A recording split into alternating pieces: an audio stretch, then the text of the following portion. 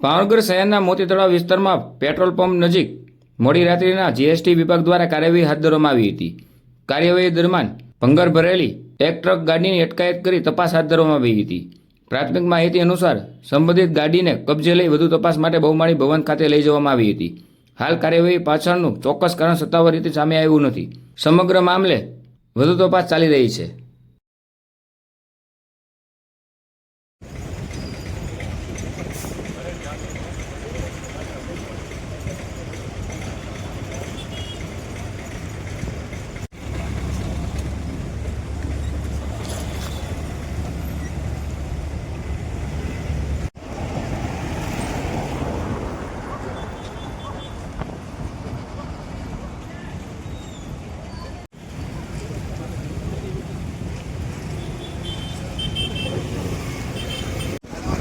Example,